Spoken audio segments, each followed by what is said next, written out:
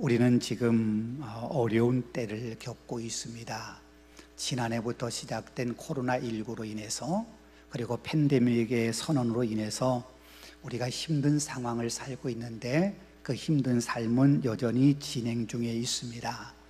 지난해 코로나가 시작될 때 이 코로나가 몇 달 우리가 잘 버티면 곧 끝나리라, 새로운 일상, 우리가 일상을 맞이하리라, 그렇게 기대했는데 1년 반의 시간이 넘어서면서부터 이제 점점 우리 마음속에 조급해지고 우리 마음속에 인내의 한계를 드러내고 있습니다.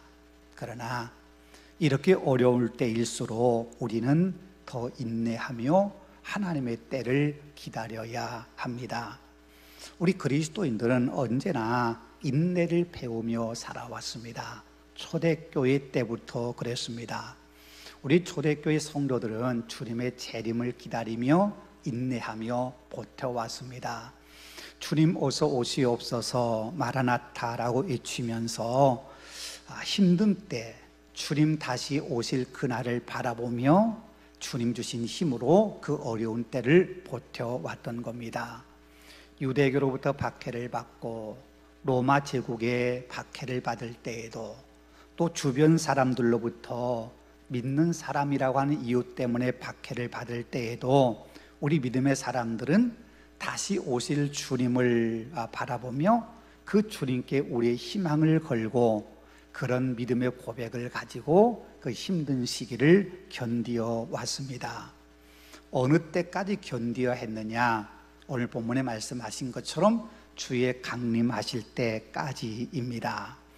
주의 강림하심이 가까웠다 말씀하신 것처럼 주님의 임재, 주님의 재림이 가까운 줄 알고 우리가 그 날까지 길이 참을 수 있었다. 성경 그렇게 우리에게 가르쳐 주고 있습니다.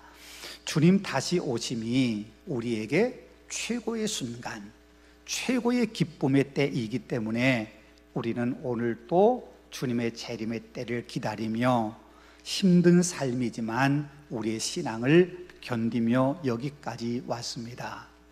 오늘 우리에게도 마찬가지지요.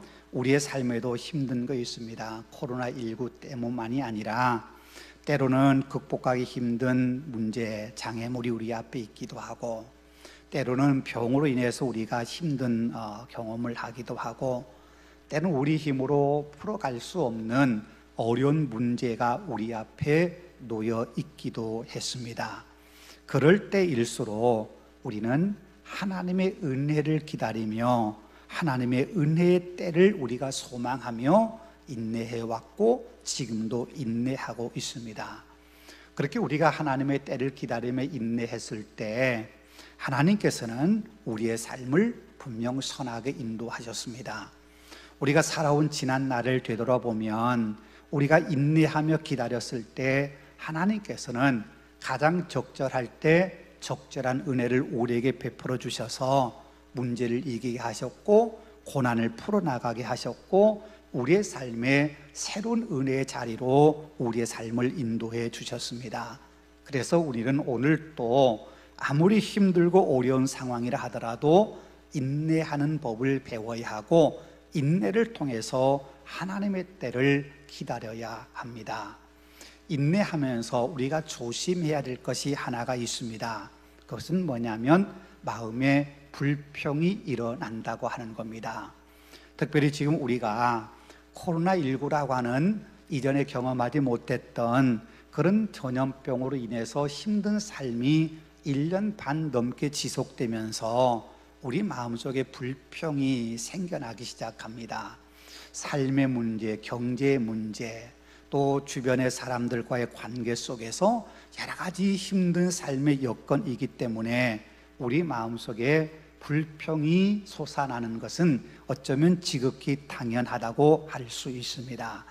그런데 우리 믿음의 사람들은 우리의 마음에서 우리의 감정에 솟아나는 그런 불평의 감정 대신에 하나님의 은혜를 기다리는 인내하는 마음으로 우리가 이 힘든 때를 겪어내야 한다고 하는 겁니다.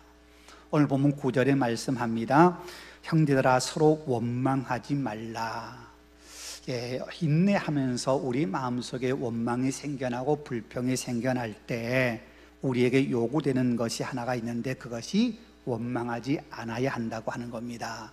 그것은 이 원망이라고 하는 거, 불평이라고 하는 것이 자연스럽게 우리의 삶의 그 모습을 드러내기 때문입니다. 그러나 우리는 우리 마음속에 솟아나는 그 불평과 또 원망, 이런 것들이 우리 마음을 지배하지 않도록 우리는 늘 우리 마음속에 하나님의 은혜로 채워야 합니다. 비록 우리 주변에 그렇게 불평하는 사람들이 많다 할지라도 우리는 그들의 모습을 따라서는 안 되고, 그들과 같이 불평하거나 원망의 삶을 살아서는 안 된다는 겁니다. 왜요? 우리의 소망은 하늘에 있고 우리의 소망의 결과는 기쁨이기 때문입니다. 오늘 본문에 말씀한 것처럼 농부가 씨를 뿌려놓고는 추수할 때까지는 인내합니다. 인내하면서 추수의 기쁨 때를 기다리고 있다고 하는 거지요. 그 추수는 인내하는 자에게 주시는 하나님의 선물입니다. 그 선물이 우리에게 주어질 때까지 인내해야 된다고 하는 거지요. 농부처럼 지금은 우리가 믿음의 씨를 뿌려놓고 추수하기를 기다리는 농부의 심정으로 하나님께서 우리에게, 우리가 지금 코로나를 겪고 있고 힘든 삶의 여건 가운데도 믿음의 씨를 뿌려놓은 것에 귀한 열매를 주실 거라고 하는 기대를 가지고 우리가 인내해야 할 때입니다. 분명 우리에게 코로나가 끝날 날이 오게 될 겁니다. 그리고 우리에게 끝난 날에는 뉴노멀이라고 하는 새로운 일상이 우리에게 주어질 겁니다. 우리에게 주어진 그 새로운 일상이 우리에게 하나님의 선물이 되어야 합니다. 하나님의 선물로 우리가 그 새로운 일상을 받아들이기 위해서는 우리가 인내하며 그때를 준비해야 합니다. 농부가 추수의 때를 기다리며 막연히 앉아 있는 것이 아니라 때로는 김을 매야 하고, 때로는 농약을 해야 되고, 때로는 물을 대줘야 하고, 끊임없이 관리하는 것처럼 오늘 우리의 삶에 하나님의 은혜가 필요한지, 오늘 우리에게 무엇이 부족한지를 우리가 되돌아보면서 우리에게 필요한 것을 하나님이 공급해 주신다고 하는 믿음을 가지고 우리의 삶을 끊임없이 개척하고 또 우리의 삶을 끊임없이 준비해 갈 때 우리에게 추수라고 하는 새로운 선물이 반드시 주어지게 될 겁니다. 준비하는 자에게 누뇨멀이라고 하는 새로운 일상은 우리에게 선물이 될 겁니다.